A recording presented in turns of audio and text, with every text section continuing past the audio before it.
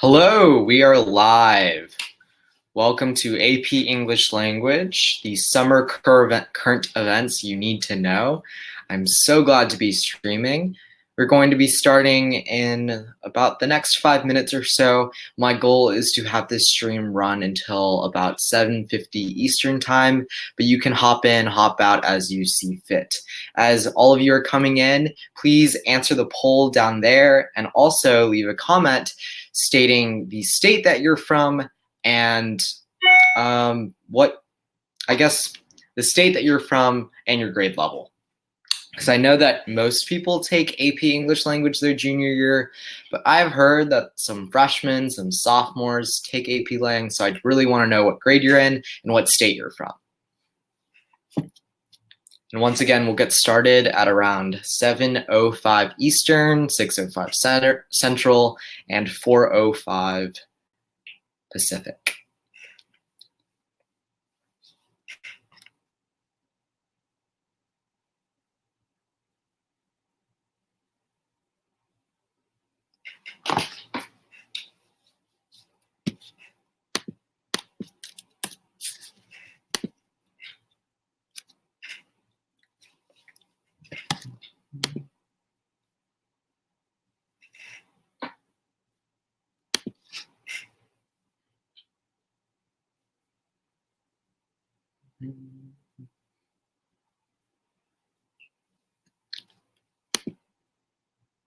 Also, I should probably ask if any of y'all have any background in current events. Like, I know that certain states like Texas, we have like a whole competition for current events. You can technically like be the current events champion in the state of Texas, but I don't know, some people I think current events are not only applicable to AP English Language. While they're important, I think they also serve a good use in like world history, US history. So I'm just curious if any of y'all have like background or you're like studying it anyways, because that'd be pretty cool. If not, it's totally okay. That's just what I'm trying to sort of figure out through the polls, through the chat, and my goal in today's stream is to really make it as interactive as possible. So it works really well if we like are talking to each other, like student to student. So I'm really excited. And actually, we'll get started in about 1 minute because I don't see many people coming in. I'm sure they'll hop in like midstream or they'll figure things out.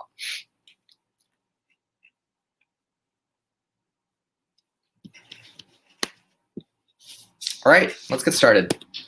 So first, let's talk about Fiveable. As you may already know, Fiveable is hosting streams for 19 different AP subjects this summer, from the Englishes, English language, English literature, to different STEM subjects like calculus, physics, chemistry, biology. Those first introduction streams are happening this week, and throughout the school year, they're going to be doing a lot of FRQ practice and a lot of live reviews. And that's really the best part about Fiveable as opposed to companies and or other organizations, because I think what we are trying to achieve here, like all the student and teacher streamers, we're really trying to make higher education more accessible. That's why Fiveable is completely free for all of our live streams. And if you're willing to pay $5 a month, which like essentially until May, that would be 9 months, 5 times 9 is 45, right? That's like essentially the cost of 1 or 2 prep books. And I would argue that getting a Fiveable Plus subscription, having access to replays, slides, additional resources, and crammed session streams that happen in May, I think the value of getting a Fiveable Plus subscription is like pretty much similar, if not better, than getting like a prep book from a different like test prep company. In addition, you should totally follow all of Fiveable social media. That means their Twitter, their Instagram, and their YouTube. They post lots of really funny memes, but they also tell you when our streams go live. If you are on mobile devices, iPhones, Android devices, be sure to download be sure to have like Fiveable's like Instagram followed, obviously, and if you have their YouTube channel, definitely subscribe. Anyways, let's get started in what today's stream is going to be about. So first, I'm going to talk about why current events matter in the context of AP Lang, and then I'm going to go through 6 specific events, and I'm actually going to do live practice today with our current events. So once again, I'm trying to make this stream as interactive as possible, so please, please, please comment in the chat. Otherwise, it just feels like I'm talking to a wall, and I would really appreciate your cooperation. So The 6 events we're going to be covering today are the protests in Sudan, the protests in Hong Kong, talks between North Korea and the United States, gun violence, the India-Pakistan conflict, and Jeffrey Epstein. I know it's a lot of events, and I really don't want to bore you. So once again, the stream is scheduled to last until about 7:50 Eastern. But if you have to leave early, it's totally okay. And if you're coming in late, once again, you're not missing out on a bunch. We're going to be doing live reviews, like live preparation and examples throughout today's stream, so we can work on doing things like writing effective theses and like learning about current events. So let's start with let's go to the next future events for AP Lang. So Stephanie Kirk is hosting a stream about the rhetorical triangle on September 4th at 6 p.m. Eastern. That's going to be a really fantastic stream for those of you who are currently in AP Lang and learning about rhetorical analysis. Next week, if you happen to be a teacher in this audience, which I don't know if there are many of them, I'm going to be talking about how to use the new rubrics in the classroom. That's going to be on September 5th at 7 p.m. Eastern. I think students could also definitely come to the How to Use New Rubrics stream. I'm basically going to be explaining how students can like utilize these new essay rubrics in their classrooms and really learn how to apply them. So like, for instance, like practicing writing theses or learning how to get that sophistication point. I'll be covering that in that stream. On September 7th at 3 p.m. Eastern, which I believe is a Saturday, Catherine Howard is hosting a How to Find Rhetorical Strategies live review. And that's going to be talking about how to really analyze an article and really to learn how to write that second free response essay on the AP Lang exam, which is the rhetorical analysis. And finally, on September 8th, Catherine Howard is going to actually be reviewing student essays in her live review at 8 p.m. Eastern. You should definitely tune in to all 4 of these streams if you're an AP Lang student, or probably 3 of them. And if you're a teacher, attend my How to Use New Rubrics stream. I think the best part about our AP Lang stream team is that we have, I think, 5 different perspectives now that we have 5 streamers. We have 3 teachers and 2 students, or actually 3 teachers and 3 students. So that makes 6 streamers, and all of us have had completely different perspectives in AP Lang. So my streams are going to be different from Catherine's streams, and Catherine's streams are going to be different from the teacher's streams. So you'll learn like a lot and have different tips and strategies that all of us use. And I think like, great minds think together, and through all of our different streams, you'll really get a holistic and a comprehensive way to like supplement your AP Lang class. So let's start with why current events matter now. So the first and most important way you can use current events is through the AP English Language Argument Essay. That's the 3rd essay you write for the AP Lang exam. And the biggest reason why current events are important is that almost every AP Lang teacher is going to emphasize that current events can be used as support. And remember, the new rubrics for all of College Board's AP Lang essays are what we call 1-4-1, 1 point for your thesis, 4 points for evidence and commentary, and 1 point for sophistication. And like 2/3 of your essays, of your rhetorical analysis, your synthesis, and your argument essay is based off of your support, your evidence, and your commentary based off of that evidence. So I think it's really, really important that you learn about today's current events, and in addition, synthesize and use things from your APUSH and WAP classes, because using events from history can also support like your argument in your argument essay. You can also definitely use current events as your sophistication point. You could provide contextualization to your thesis and your broader argument, or you could even use current events as a rebuttal or as a concession or even as a counter argument to your thesis and your argument. I know I'm using a lot of AP Lang terms. I understand that like it's the first 2 or even the first week for many of y'all. So if you're confused, it's okay. We're going to be covering every single type of free response essay throughout the school year, but I'm going to be doing these current event streams every single month. So this stream covers June through August, but at the end of September, I'll be doing a September stream. At the end of October, I'll be doing an October stream all the way till May. And by May of 2020, when you take the AP Lang exam, my final current event stream will be important current events that you could definitely use for your argument essay.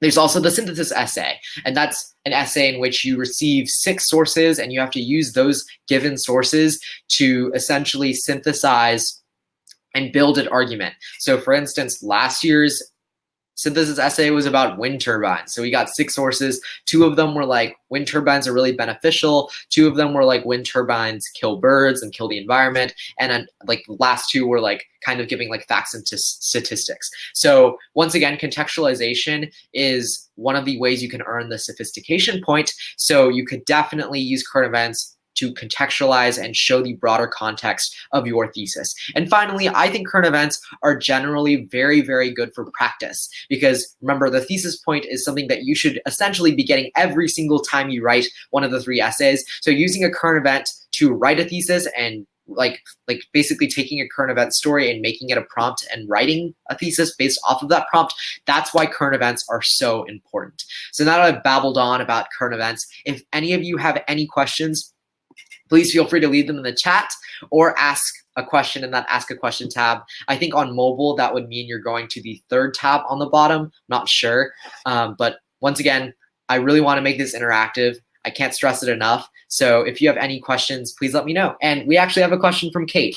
What are the 3 essays we are tested on? That's a really good question. So how the AP English language exam works is that 45% of your exam is multiple choice and 55% is what we call the free response section. So you get 2 hours and 15 minutes to write 3 essays. The first essay is what we call the synthesis essay. And the synthesis essay is given 6 sources, write an argument, and use some of those sources. If you've taken WAP, it's very similar to a DBQ. There's also the second essay is the rhetorical analysis essay, and typically many AP Lang teachers start off teaching rhetorical analysis. It's basically using rhetorical devices, looking at rhetorical devices in a piece of literature. So maybe like a speech from Martin Luther King or a speech from Ronald Reagan or Barack Obama. You basically look into that speech, find rhetorical devices, and explain how those rhetorical devices help build and make their argument more convincing. So it's analysis. You're finding rhetorical devices, citing that evidence, and then proving how they, like, for instance, made their audience like take action, like they included a call to action, or their use of an appeal to emotion made their argument more convincing because like the audience felt like action needed to be taken now. Then the final essay, once again, is the argument essay. That's an essay, for instance, last year, the prompt was write about a topic that you believe is overrated. So you're basically you're building an argument, like that's pretty much it. And you'll use evidence from current events, from history, from pop culture. Some people use sports. I remember last year, people talked about YouTube trauma. So they cited things like James Charles and the Tati drama. But once again, I would advise that you use things like current events to help support your argument essay. So let's get on with the first current event. It would be the Sudan protests. So how this is going to work for the 6 current events I'm covering today is that I'm going to give a brief description of the current event, and then I'm going to tell you how you could apply that current event into like an AP Lang essay. And then finally, I'm going to provide a prompt, and I just want you in the chat to write a thesis for that prompt. So let's start off with the Sudan protests. So right now, there are protests in Sudan because of high costs of living and a lack of economic reform. So what's happening is that Sudan is a dictatorship, or previously it was, and what happened was there was really problematic economic issues that led to really high standards, like low standards of living and high costs of living. And people began to protest that this dictator who is leading Sudan needed to step down. So essentially what happened is that President Omar al-Bashir dissolved the national and regional governments. He tried to replace them with military officers, and he's basically trying to build power and try and prevent a coup d'etat. Well, what happened is that the military eventually turned against President al-Bashir with the coup. So then what happened was that the Transitional Military Council, or the TMC, this organization basically began to rule in Sudan, and then street protests actually continued because what happened is that the people wanted their voices to be represented in government. And what happened on July 17th of 2019 is that the street protesters and the military negotiated, and they're basically going to share power in the executive and legislative branch until the elections happen in 2022. And you can see 2 pictures here. The first one in the top right is a picture of the protesters, and the second picture in the bottom, I believe, is the current president, the interim president of Sudan. So what is the application of the Sudan protests? You're probably thinking, oh, it's just a classic story of democracy overthrowing a dictatorship. But this event of authoritarianism and of the people and the military overthrowing a government, this could be used in a variety of different examples on the AP Lang exam. The first is mobilization of people for a cause. So if you don't know what mobilization means, it basically means gathering people and trying to push them towards a cause. So it's kind of redundant, but when you mobilize people, you're gathering grassroots support and you're getting people to really stand up for their rights. You could also talk about authoritarianism and how President al-Bashir is an example of that and how the people overcame that. You could talk about corruption in government or even the military's role in a country. So the first prompt that I'm going to give you that I would really, really like you to write a thesis on is write an essay that argues your position on whether political activism and protests lead to sustained peace. And I get it, if you haven't written a thesis before for the argument essay, it's totally okay. And I get it that you're afraid, but please just make an attempt. It's okay if it's not that great. And trust me, as long as you if you assert an opinion on the argument thesis, you'll get the thesis point. So as long as you're stating an opinion, you'll get it. So if you could go ahead and write in the chat a potential thesis for this, I'd really appreciate it. So this prompt, write an essay that argues your position on whether political activism and protests lead to sustained peace. I'll wait about a minute or so. And then if no one answers, I'll just write an example thesis that I would just write in the chat. And we'll see what happens with that.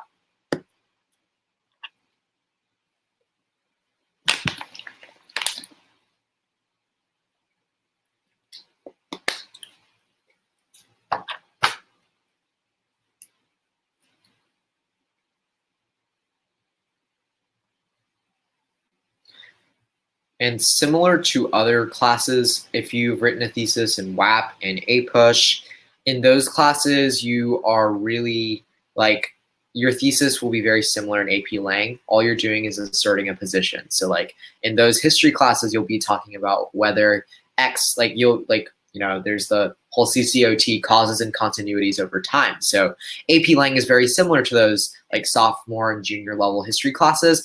There will be a lot of cross application. Okay. Citizens protesting against the government helps move the country into cooperation. That's a really good thesis. It asserts in a position. You're saying political activism and protests, protesting, helps move the country into cooperation. That would get the thesis point. Great job, Kate. All right, Skylar.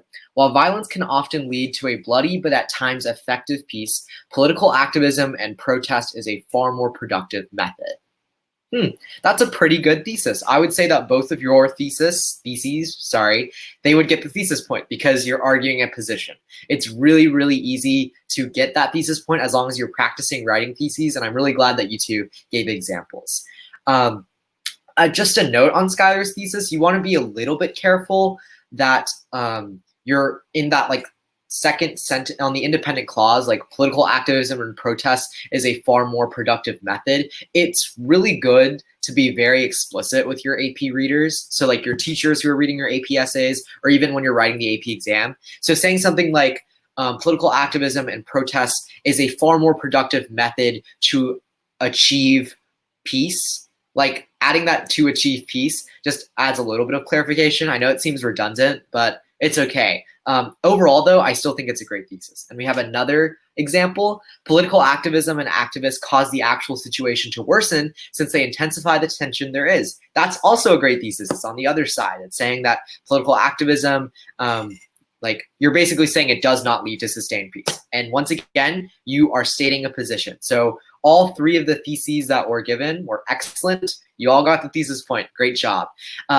Basically, what I'm trying to push you away from is that a lot of times in the argument essay, people, for instance, with this prompt, they would say that political activism and protests could be good. In certain scenarios, it leads to peace, but sometimes it doesn't. When you do that either or, then you would not get the thesis point. Or saying something like, political activism and protest has its pros and cons in terms of peace. You're not stating a position. So those two examples that I just stated, so pros and cons, sometimes good, sometimes bad, never use those. Having an assertive position is a great way. All right. And if there's no questions about the current event or any of the applications, then we'll move on to the next current event. Okay, we'll talk about the Hong Kong protests now. So as you may or may not have seen in the news, many Hong Kongers, I don't know if that's the right population name, but they began protesting over an extradition law. Basically, the Hong Kong government wanted to pass an extradition law to allow people who committed crimes in the People's Republic of China or China to essentially get sent over to China or extradited to China to be prosecuted there.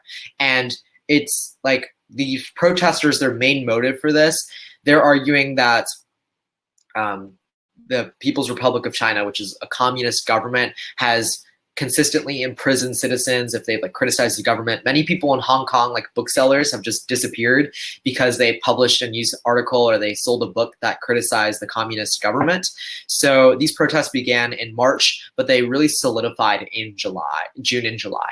So protests took off in June, and we saw the largest demonstration in Hong Kong in a long time in Hong Kong history, where 1 million people were protesting peacefully, and they essentially wanted the executive Carrie Lam to suspend the bill. And eventually, when the response from the Hong Kong government was, okay, we won't suspend the bill, but instead we're just going to permanently withdraw it. But the Hong Kong protesters weren't happy with that, because technically, even if you withdraw a bill, you could still bring it back to the table and pass it. So now the Hong Kong people are really advocating for a suspension of the bill. And since Executive Lam isn't doing that, they are now calling on her to resign. So there have been a lot of developments in terms of these protests. So we've seen police brutality, as you can see in that picture in the bottom left. Yeah, I'll explain the extradition bill, and actually I'll just explain it now. So extradition is when you commit it. Let's say I am in France and I rob someone, and then I fly back to the United States, right? And the French government finds out that I robbed someone in France. I committed a crime in France. What they can do is that they can call the US, they can call the embassy, and they can be like, hey, Brandon committed a crime in France. We want him extradited, and we want him sent to France to be tried and convicted and sent to jail in France because he committed a crime there, right? So that is what extradition, that's the principle of what that is, right? And certain countries do have extradition treaties. Like the United States has treaties with a lot of European countries and a lot of countries that we're allies with, like the United Kingdom, France, and Germany. Now, in Hong Kong, I should probably give a little bit more context. So what happened was that a Hong Kong citizen committed a crime in Taiwan, and he basically, I think he murdered his wife and children. It was pretty bad. And then he flew back to Hong Kong. But the issue is Hong Kong does not have an extradition treaty with Taiwan. So the Taiwanese authorities, they wanted to arrest him. They wanted this Hong Kong man to get arrested, but they couldn't. So Taiwan and Hong Kong have been in negotiations. And what happened is that Hong Kong decided that they wanted to create an extradition treaty between Hong Kong and Taiwan, in addition to Hong Kong and China, the People's Republic of China. So that's essentially what happened. And the protests began because people were afraid that China was just going to be like, hey, we want this person extradited because they committed a crime, even though a crime in the People's Republic of China can sometimes be as simple as saying that President Xi Jinping and the Communist Party is stupid. Criticizing the government is often a crime. And so the Hong Kong people were afraid that with this extradition treaty with China, that China would just randomly have Hong Kong citizens extradited. Does that make a little bit more sense, Nicole? I hope I kind of clarified. If not, I can try and explain it again. Let me know.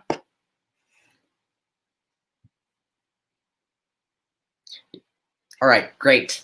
I'm really appreciating y'all asking questions, by the way. If you ever need clarification, please feel free. Like, I will happily repeat myself. I'll happily clarify, because I think current events are pretty interesting. It's really good to know about the world anyways, especially with like declining like political participation and really caring about the news. So I'm really glad y'all showed up.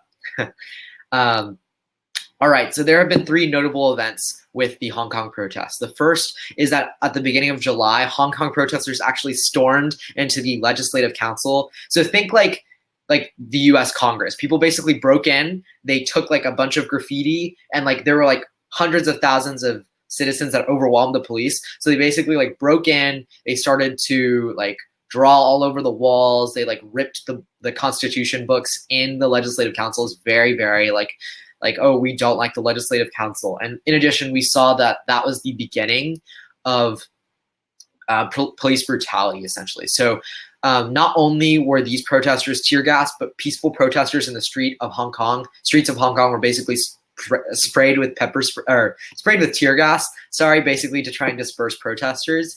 And we've also seen the Chinese government start to move tanks towards the China-Hong Kong border. So I should also like probably clarify the whole Hong Kong government structure. I probably should have explained that earlier. In China, they have something called One China, Two Systems. What that means is that they allow for Hong Kong and Macau, these two like special administrative regions, they allow them to have some autonomy. So Hong Kong technically self-governs, and so does Macau. But China technically does still hold authority over Hong Kong. So they can, like a lot of the things that pass in China may affect Hong Kong. And technically, like Hong Kong is not its own country. Like they don't have a seat at the UN, but they have some self-autonomy, and they've had democracy. They've had free elections. So many people have been worried that the People's Republic of China, like it's going to be a slippery slope, that once this extradition treaty passes, that we could then see like democracy stripped and that people wouldn't have free elections anymore. And so then on July 21st, going back to events, we saw that protesters who were peacefully protesting, essentially these police were using a new strategy where they were disguising as a protester, and then they were attacking protesters. So they were like kind of being secret agents. And also the police were like turning a blind eye to protesters like being brutally attacked by counter protesters. All right, we have a question from Kate. Is it considered the extradition law if a person from Hong Kong commits a crime in China but stays in China when they are arrested?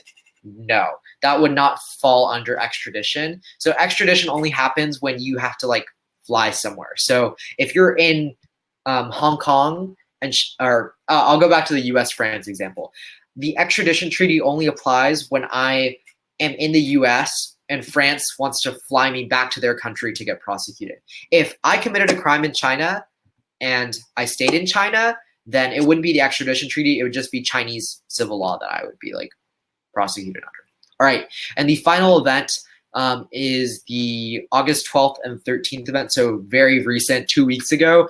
The Hong Kong airport terminal, like the security, the check-in counters, they were completely blocked by protesters, and the Hong Kong airport actually had to cancel some flights because no one could check in, no one could go through security, and basically the Hong Kong people were trying, their message was to mainland Chinese people that, look, we're going to lose our civil rights, we're going to lose our democratic principles, and that's what's going to happen if Carrie Lam doesn't resign and the bill is not suspended. So that was one of the major events because it caused like economic distress. Like it's estimated that Hong Kong lost millions of dollars because flights could not go out. Airlines had to cancel flights. We've also seen that key airline officials like the Cathay Pacific CEO, the Chinese government told a Hong Kong airline, you have to fire all of your employees that are protesting, or else they cannot like work on flights. They can't serve as flight attendants on flights to China. And there are a lot of flights from Hong Kong to China. So essentially the Cathay Pacific CEO told China no, and he resigned as a result, probably because he like internal pressure from the Communist Party. And Skylar said, I have a lot of family in Hong Kong who are supposed to visit me, but they weren't able to come because of airport and transport issues. Exactly. And that's like, that shows how current events can apply to a lot of our personal lives. Because what happens in the world, like you think, oh, Hong Kong is like on the other side of the world, it's not going to ever affect me, but oftentimes it really does. So these kinds of movements, while they may seem like they're in developing countries or they're far, far away from like the United States and Canada and Mexico or like North America, they really do have an impact on us. All right. I guess we should probably move on to the application then of the Hong Kong protests. So this application, or when I say application, I'm not talking about like phone apps. I'm talking, or like college applications. I'm talking about how you can apply the current event into, or how you can apply the current event in AP Lang.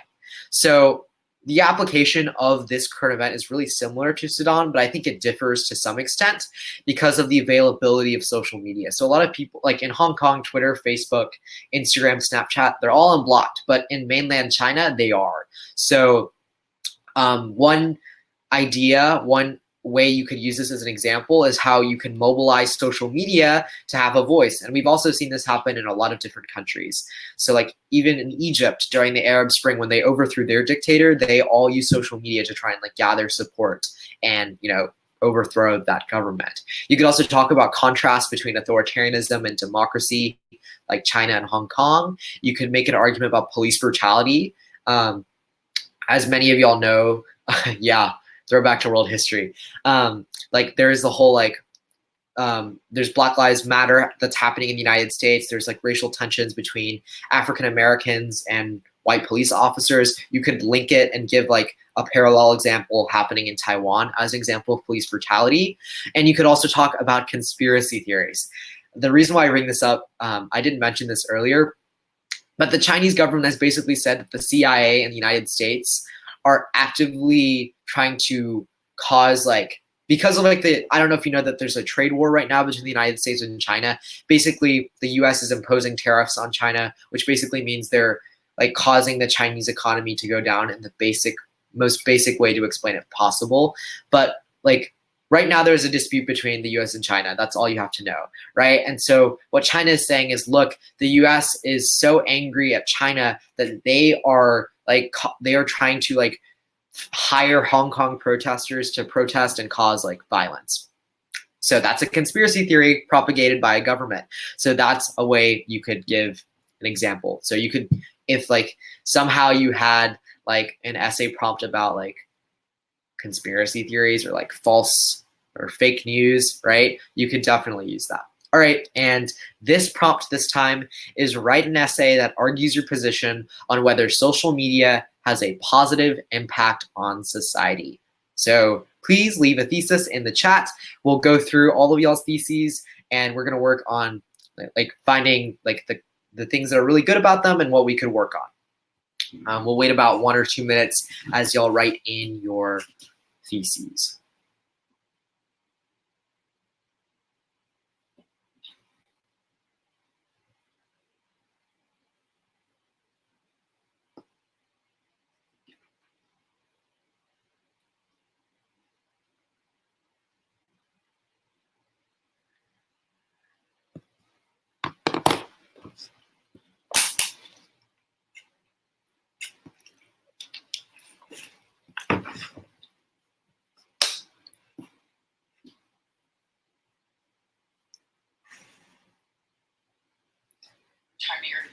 Social media is beneficial to society due to the fact that it gives the public and government the opportunity to see both sides of the situation.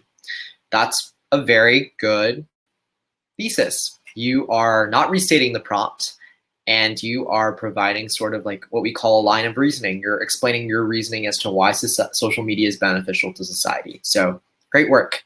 That is a thesis that would get the thesis point. You did a really good job on that.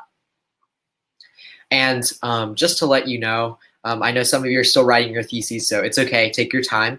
But only for June through August am I doing this intense 6 events. Usually it will only be about, I think it's going to be 3 events per month that are really impactful that I'm going to talk about, we're going to spend a lot more time doing analysis. So rather than just writing a thesis when we get later into the school year, like November, December, January, February, I'm going to be working on maybe giving, like, I will give like an argument prompt, and then all you have to do is like use the examples I provided in that day's current events, like in that day's current events presentation. You basically be writing like an evidence and commentary body paragraph, like 2 or 3 sentences about the current event.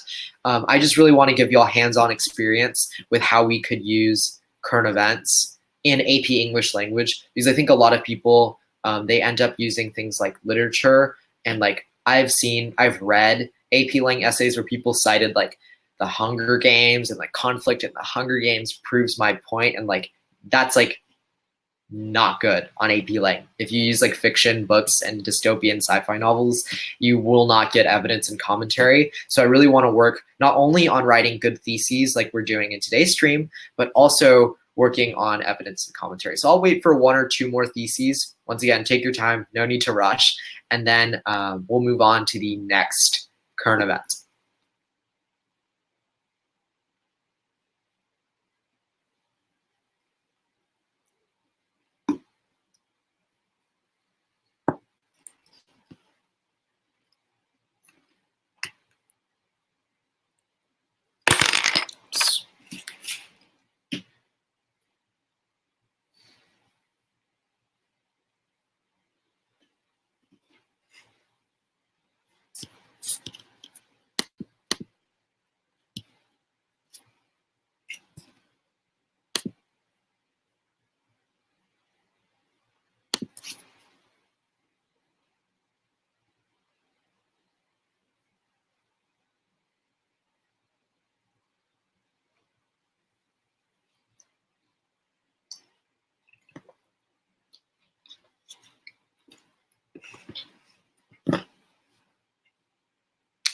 If there are no more theses, or if y'all are, we can move on. I just don't want to stall you and just like sit here awkwardly. So we'll just go on to the next current event. You'll have like 4 more opportunities to write a thesis, so it's not a big deal. Don't sweat it. Okay, let's go on to North Korea and US. Oh, I should have waited like another minute. All right, as several worldwide issues, there's always a bad and a good side. In the same way, social media successfully impacts society when a message is shared, but this one could also be misunderstood by masses. Okay. All right, I think that's a good start. I think what's really good about your thesis is that you go really into depth with your thought process, and you're providing some context into what social media is and what it does. I would be a little bit careful with that first sentence, because once again, AP readers have a limited time to read every single one of your essays. So saying things like there's always a bad and good side could potentially lead an AP reader to think, oh, maybe they're trying to say that social media has benefits and failures, right? And I know that's not what you're trying to say. And I think you kind of assert yourself in that next sentence. In the same way, social media successfully impacts society when a message is shared. So I think a way you could rephrase it potentially is just saying like, I would probably say something like social media successfully impacts society by sharing a message that can be interpreted in different manners. Does that make sense? So instead of saying things like bad and good, so like trying to like use opposites, like the College Board technically says like, oh, saying like giving both sides of an issue could technically warrant a 0-point thesis. If you assert like, if you phrase it as different interpretations, I think that would probably get you the thesis point in that case. It's still a really good thesis. I think the fact that you're using a compound sentence like is amazing. I didn't know how to use a semicolon when I entered AP Lang. Not gonna lie, like I learned it right before I started preparing for the SAT and ACT, but it's a good job. All right, we'll move on to the next current event. North Korea and United States relations. So as you may know, our president loves Twitter. So on June 28th, he tweeted that he was going to visit the Korean demilitarized zone on June 30th. And just a quick world history throwback. In 1950, the United States entered the Korean War on the side of South Korea, and the Soviet Union and China supported North Korea. Basically, the war came to a stalemate, and today there is a North Korea that is technically socialist and communist, backed by China, and there's a South Korea backed by the United States and most of the Western world. So that's the difference between North Korea, South Korea, all right? And there's what we call the demilitarized zone. So the border between North Korea and South Korea is heavily guarded by both North Korean and South Korean troops. No one is allowed to cross the border. You get shot if you try and run across it. North Koreans have consistently tried to defect. Defecting just means crossing the border. Defecting just means leaving your country and trying to flee and go somewhere else and basically renounce your citizenship. So when you defect from North Korea to South Korea, you are doing what's called seeking asylum, which is trying to find refuge for political persecution. So on June 30th, President Trump actually landed in South Korea, and he walked across the border into North Korea, and he became the first sitting president of the United States to ever be in North Korean soil. A pretty great achievement for the United States, given that literally a year or 2 years ago, North Korea said that they would attack us with fire and fury, or that might have been the United States. We were essentially almost in war with each other. So relations appear pretty positive between President Trump and Kim Jong-un. In fact, I think just a few days ago, the North Korean leader, Kim Jong-un, said to the public that President Trump is very welcoming and they're excited to begin negotiations. However, what we've seen is that the State Department, or the United States government, the bureau that's in charge of foreign policy, they have been negotiating with North Korea, and there have actually been tense relations. In fact, our Secretary of State, Mike Pompeo, was called a poisonous plant of U.S. diplomacy. And in fact, just a few months ago, our Secretary of State exhibited, quote, gangster behavior, according to North Korean authorities. That was reported in the North Korean media. So it's very odd. We see that on the executive level, President Trump and Kim Jong-un have really great relations, but then somehow at the diplomacy level, we're getting called a poisonous plate and exhibiting gangster behavior. So it's kind of a two-sided coin. It's very odd. We've also seen that North Korea has launched 2 short-range missiles just a few days ago into the sea. We have not seen any movement on denuclearization. In fact, North Korea has actually begun to revamp their nuclear program. So it just seems like North Korea is doing the opposite of what they said they were doing. So there are no questions about North Korean and US relations. We'll move into applications. So the foreign policy application of this current event is very, very vast. You can use it in the context of a facade. So what that means is wow, the US and North Korea appear to have cordial and positive relationships. Secretly, when you look behind the mask, North Korea and US are still at odds with each other. You could also use this in a reference of all talk, no action. Sure, we're saying that North Korea and the United States are working towards denuclearization, but it's not happening. You could also talk about politics and whether politicians tell the truth, whether that whole fake news argument we talked about earlier, and also cooperation versus isolationism. So I actually this time have 2 prompts you could write. So pick one of the 2 to write a thesis for. The first thesis is write an essay that argues your position on whether actions speak louder than words. You could also write an essay that argues your position on whether, it's really the same one, political activism and protest lead to sustained peace. So choose your adventure, write one.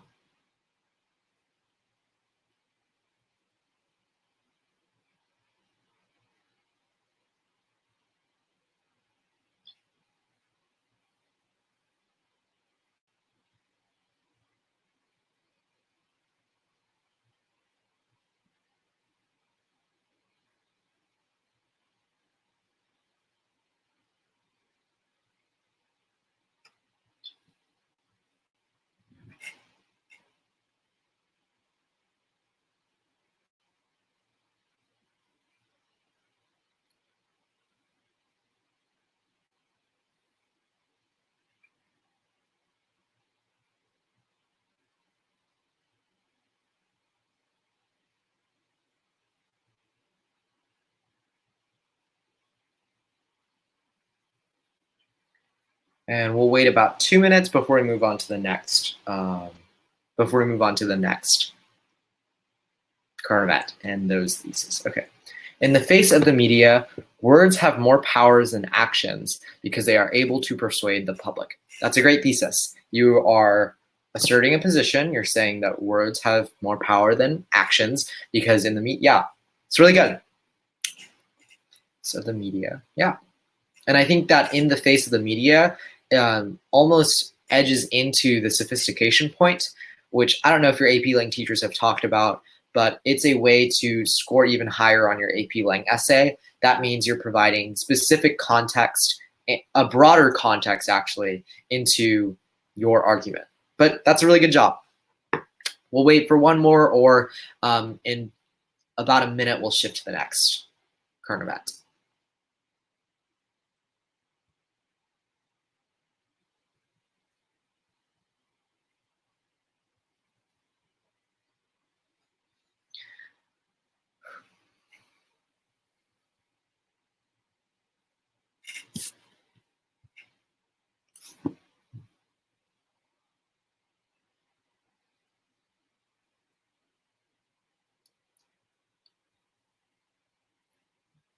And feel free to take your time.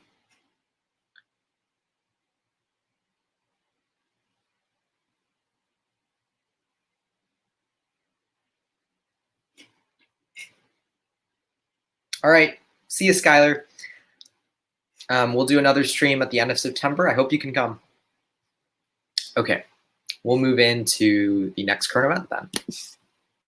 Gun violence. So this is a pretty hot topic. College Board tends not to do really controversial. College Board tends not to pick very controversial topics. Like you will not get a prompt that says, argue for your position on whether gun control is bad or good. No, that will never happen. But you could definitely use it as an example of mobilization, which we'll get into later. So in the context of current events, we saw an El Paso shooting on August 5th, where white supremacists used an AR-15, a semi-automatic weapon, at an El Paso Walmart. He targeted Hispanics, arguing, he released a manifesto that said that there was an invasion of like the white race, essentially. So it was a case of white supremacy fueled attack. On August 6th, there was, Nicole, I'm actually going to go to her thesis first. Sorry about that. What always is remembered and carried on in history. It's okay. It's okay. You didn't take too long. What always is remembered and carried on in history are actions, which are in fact the ones that provoke a change, not words that on the other hand only create suspense. That is really great. It's very comprehensive. And what you do is once again explain what we call the line of reasoning. So that means like you're explaining your logic, the reason as to why your thesis is true. Like Kate did that when she said they are able to persuade the public. And Nicole, you did that by saying that words create suspense, but actions actually provoke change. So I know that you two gave like opposite theses, but they're both really effective and they would both get the thesis point. And don't worry about taking too long. It's okay. I can always like look into it and like pause the stream and go back. It's totally cool with me. All right, so there was a Dayton shooting on August 6th of 2019. This shooter expressed desire to commit a mass shooting, and then he killed 9 people in just 32 seconds. He then tried to go into a bar to shoot even more people, but the police shot him in the back, and then he was I think he was arrested. That might have been the El Paso shooter. Anyways, race was not a motive, but he had violent ideations in that shooting.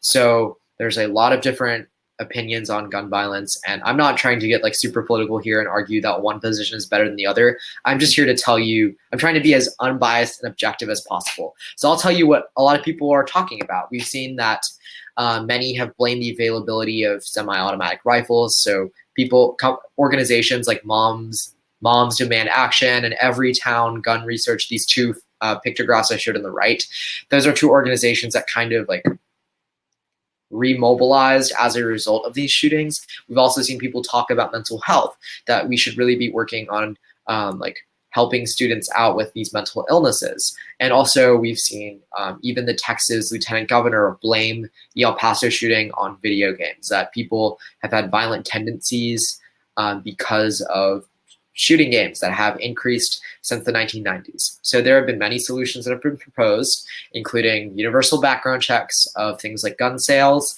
an assault weapons ban, and what are called red flag laws, which is where you can petition a judge to have a gun taken away from someone else because you believe that they are at a risk to themselves or others. And we've actually seen that there is some bipartisan support for red flag laws, that many conservatives and Republicans and Democrats have come to support red flag laws, whereas like issues like an assault weapons ban, which basically gets like rid and makes illegal a lot of guns, like obviously Democrats support that, Republicans, some Democrats support that, most Republicans don't, on issues like mental health and semi-automatic rifles and stuff. It's very political polarizing, and certain sides are trying to take certain stances on those issues. All right, we'll move into application of gun violence. So it's a hot topic for many students. I don't know if y'all have Instagram, but people post so much on their stories about like their positions on gun violence. So it's like we've seen shootings become more normalized, unfortunately. Like school shootings like are kind of just like a way of our society for many of us. So once again, like College Board would never like ask for your position on an issue like guns, but you could use it for evidence. So one example is self-defense. That's what many people argue they want, like the Second Amendment and the US Constitution protects our right to bear arms. So in certain situations, having a gun is justified for self-defense. You could also like bring up the protection, like use gun control or like this gun violence as an example of a rights trade-off. So some people argue, oh, I think I would trade off my right to own a gun in order to have security, or like I would be willing to lose my right to privacy in order to be secure. Like that's, for instance, the justification for like TSA. Like, oh, I know I'm getting searched, which technically could violate the Fourth Amendment, but I'm doing it in order to protect my life, liberty, and pursuit of happiness, or the First Amendment. And you could also use gun violence as an example of political polarization. Polarization just means how like different sides are moving more and more away from the middle and compromise, and they're kind of sticking to their guns rather than like actually advocating for compromise. So the example prompt I have is write an essay that argues your position on whether violence is ever justified. So I know it's not directly pertaining to gun control, but it's like indirectly related. So when using a current event as evidence in an essay, would you recommend citing a specific event with a date? You don't need to memorize dates, like at all.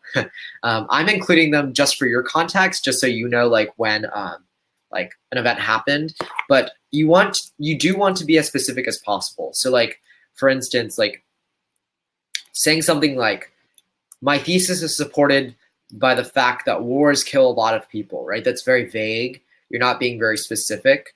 You're just saying wars, but saying something like, when looking at the current conflict in, we'll go with a prior example, in Hong Kong, like, so saying like something like looking at the protests right now occurring in X country, or when analyzing the recent events that happened within the last year, like saying things like within the last year, or that have happened in 2019, like giving a vague date would probably work, but you don't have to be like June 17th, 2019. They don't require that, and that's never needed.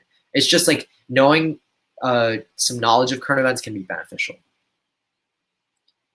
And if you want, you don't have to write a thesis on this. We could go ahead with the next slide, but if you're writing one, keep going, and please like feel free to write as much as you need. Or sorry, take as long as you need.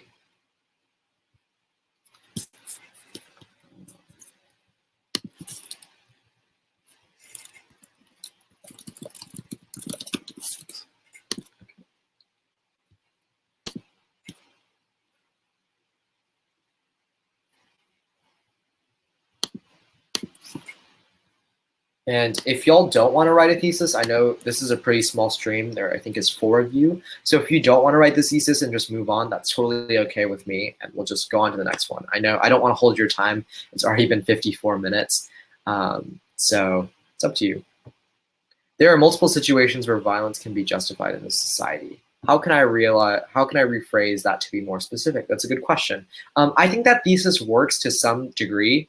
There are situations where violence can be justified in society. I would just flip it. I would say violence is justified in society, or violence can be justified, or sorry, violence can be justified in a society in multiple situations, such as self-defense or such as protecting your family. Does that make sense? So flipping it, saying like using the stem, so using this violence is ever justified in situations such as, or violence is justified because, those would both work as examples.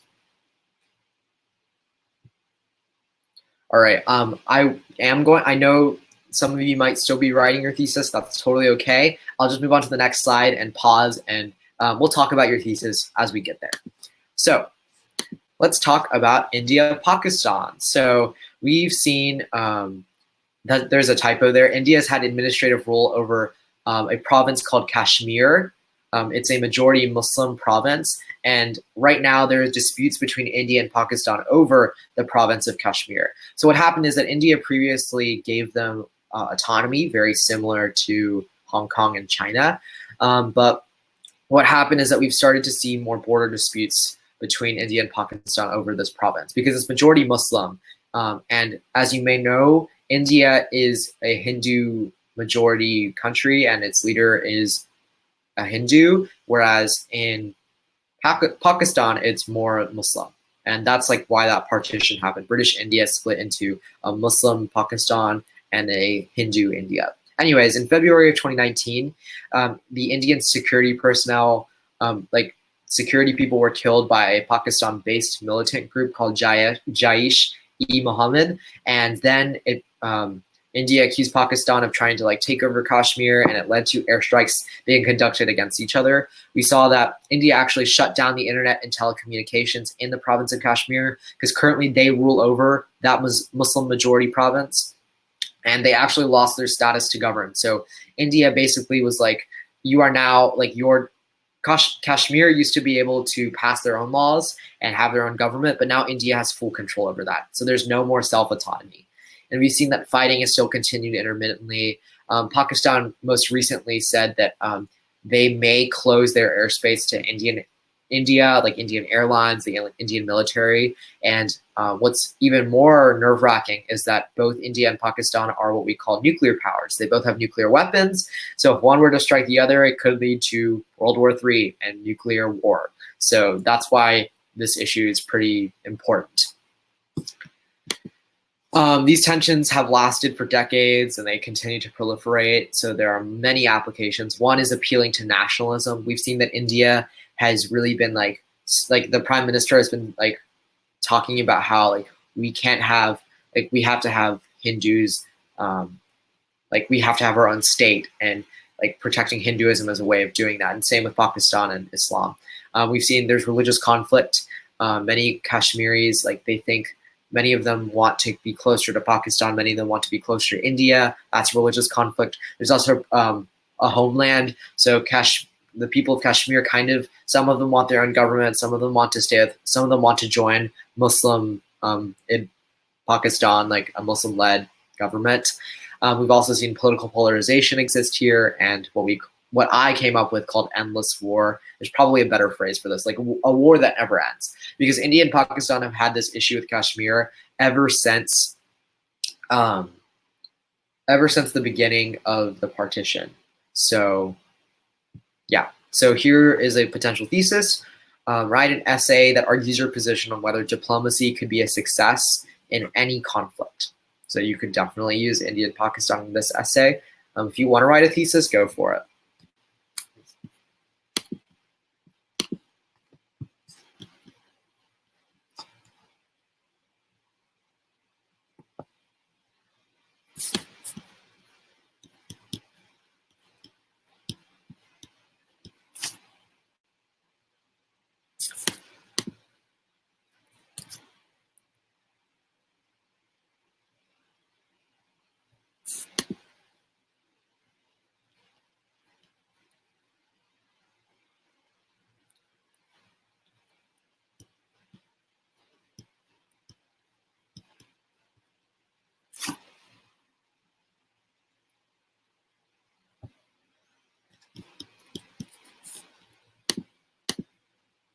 Okay, so diplomacy in this situation would be like negotiations. So rather than like war, like India and Pakistan would come to the negotiation table.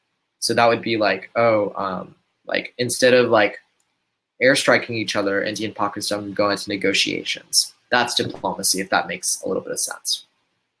And actually, I'll be moving into the next current event as you write your theses. If I'm like too distracting or something, please let me know. I just don't want this to run into like an hour and 30-minute event because I could talk about current events for ages, but I know that it's a school night. There's a lot of stuff to do in terms of like homework, in terms of like having to wake up really early. And I understand that many of you are in multiple AP classes, so we'll move on. I believe this is the last event. Yeah, Jeffrey Epstein. So this is a rich billionaire who was arrested on July 6th for sex trafficking, and hundreds of pictures of underage females were found in his home. Epstein's lawyer asked the judge for him to post bail, but Judge Berman, who was in charge of the case, he was like, no, Jeffrey Epstein is flight risk. He could just fly to another country that does not have an extradition treaty with the United States, and he could just stay there for the rest of his life, right? So then he was what happens in the court system is that when you are arrested, you aren't convicted just yet, but you're held in jail before you go like in front of a court. So he actually attempted suicide, this billionaire, on July 23rd, and he was put on suicide watch. But then he was taken off suicide watch on July 29th because he like was under like psychological evaluation and basically, or like he was assumed to have better medical conditions. But then just a few days later, on August 10th, he was found dead from suicide. And prison policy says that you have to check on a prisoner every 30 minutes after they get off suicide watch. You have to make sure that they have a cellmate, so the cellmate would prevent them from committing suicide. And after the cellmate transferred out, these prison officials never brought back another cellmate, and they didn't check on him every 30 minutes. And people are alleging corruption because the camera just outside his cell was the footage became corrupt and it was unusable just coincidentally. So it's being investigated by the Department of Justice. So the application is that his child exploitation case could be used as a variety of examples. You could talk about higher income privilege, how like people who are richer in our society have more ways to deal with like how they can like if you have more expensive lawyers, you could win more cases and be found less likely to be guilty. There's also the issue of corruption and conspiracy theories. Once again, those are all examples. So here's an example prompt that you don't have to write a thesis for it unless you want to. Write an essay that argues your position on whether higher income people have a significant advantage over the lower and middle class in today's society. So that's really talking about income inequality, and that's my last slide. So if I know there's just a few people left here, but if you have any questions, please feel free to ask me in the next like 2 minutes or so, and then I'll end the stream and you can go on your merry day. And I'm actually going to go back to this slide just to let you know when our future streams are. I don't start AP Lang until the middle of the year and want to get ahead. Oh, that's really great that you're showing initiative. I'm really glad. Just a reminder, these are the next 4 streams that are coming up, so you should totally go watch them if once, like you said, you want to get ahead. So the How to Find Rhetorical Strategy stream, the Rhetorical Triangle stream, those will all be about the rhetorical analysis essay, which is one of the 3 essays that is in AP Lang. And Catherine Howard is going to be hosting an excellent student essay review that you should totally go watch. So that's it for me. Thank you so much for coming to my stream. I really appreciate you providing a two-way communication. I intend on our future current event streams to be much shorter. There's only going to be 3 events rather than squeezing in 6, and we'll be doing a lot of practice too. All right, Nicole, I'd be happy to answer your question. I'm currently in AP Lang, but my teacher scared me a little bit. All right.